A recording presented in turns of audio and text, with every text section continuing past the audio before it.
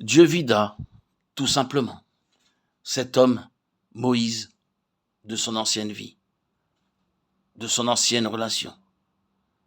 Oui, ce fut une œuvre de séparation drastique et très profonde, qui était représentée par le fait de le sortir hors d'Égypte et de le garder si loin, en retrait, dans un lieu désert, pendant si longtemps.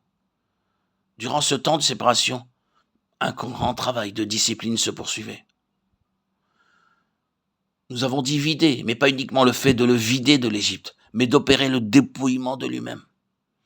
Une séparation entre lui et l'Égypte, véritablement.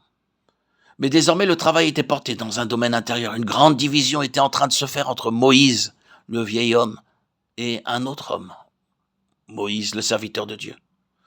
Souvenez-vous que le service est toujours gouverné par ceci. Une séparation intérieure profonde. Il ne nous suffit pas de sortir du monde et de devenir des membres du peuple de Dieu. Quelque chose de plus que cela est nécessaire. Toute la vie du moi en nous doit être absolument traitée. Et là, une grande séparation doit avoir lieu. Le Moïse fougueux, bouillant et impulsif doit devenir le Moïse doux, patient, calme, apprenant, peut-être par-dessus toute chose, la douceur et la patience. Quelle discipline que ces 40 années de dépouillement de soi. À présent, quand il entre réellement dans sa vie d'œuvre, sa vie de service, une des choses dont il aura le plus besoin sera la patience. Et il n'y a rien de plus propice pour produire la patience que la discipline de l'inaction.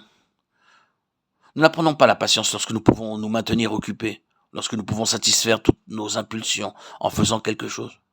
Mais lorsqu'il ne nous est pas permis de faire quoi que ce soit, lorsque nous sommes occupés et coupés du ministère, de l'œuvre et du service, et enfermés dans la discipline de l'inaction, de l'inoccupation, la discipline de l'attente, du ne rien faire, d'attendre.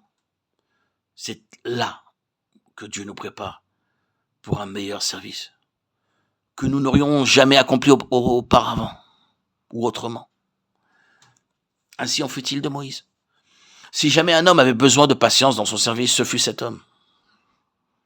Vous vous souvenez de cet emportement lorsque l'ancien Moïse de l'Égypte s'irrita et dit « Écoutez donc, rebelles » livre des Nombres 20-10. Vous pouvez voir ce qu'était l'homme en lui-même, ce qui était possible dans cet homme, ce dont il était capable. C'était une chose merveilleuse que cela se produisit seulement une fois. Cela montre que quelque chose avait été fait très profondément en lui. Mais voilà, la préparation du serviteur était de cette manière.